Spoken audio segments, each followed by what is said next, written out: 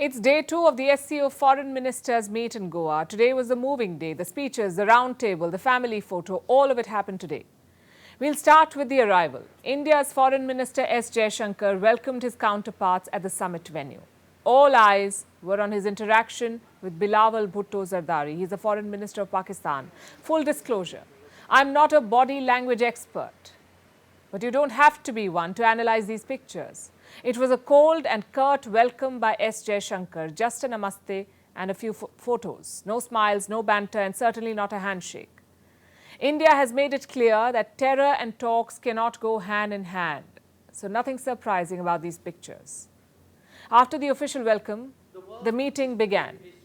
S. Jaishankar, being the host, spoke first.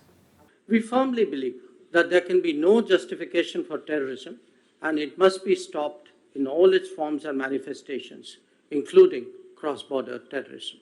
He did not name any country there, but the reference is clear. Only one SCO member is actively pushing cross-border terrorism, and that is Pakistan. So Jaishankar urged all SCO members to freeze terror finances, to cut off the money. When Bhutto spoke, he took a jibe at India too. He said countries should not weaponize terrorism for diplomatic point scoring. A bit rich for Islamabad, we say. Forget weaponizing terrorism. This is a country that uses terrorism as legitimate foreign policy. But then again, what else can you expect from Pakistan? Coming back to India's statement, Minister Jaishankar's speech emphasized on 3 points. Number 1, counter-terrorism. We've already discussed about that in detail. Number 2, connectivity. Jaishankar said connectivity is key to progress. At the same time, he had a rider. Connectivity must not violate territorial integrity or sovereignty. I hope China was listening, because that is a clear message to them. Their so-called China-Pakistan Economic Corridor, or CPEC, violates Indian sovereignty. It passes through land illegally occupied by Pakistan. And point number 3 that the Indian side made, SCO reforms. Jaishankar asked member states to include English as a third official language. Now, this may sound benign, but it's also a matter of influence and engagement. Right now, the SCO has 2 official languages, Russian and Mandarin. It reflects the early structure of the SCO. But now it is becoming a much larger Eurasian body. So including English will make matters easier. Jaishankar also touched upon inducting new members. Iran and Belarus are first in line. They're hoping to officially join by the end of this year.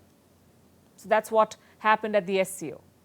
A frosty welcome, some veiled attacks, and this family photo.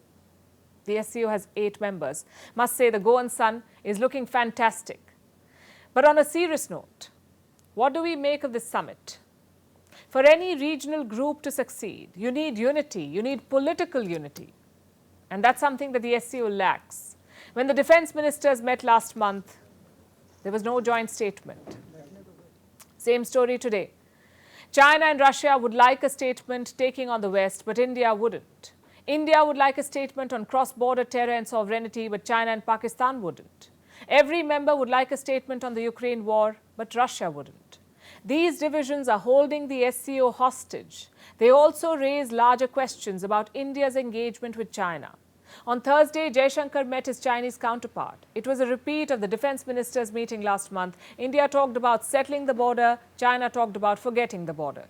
Beijing wants India to accept the status quo and move on, but New Delhi has refused to do that.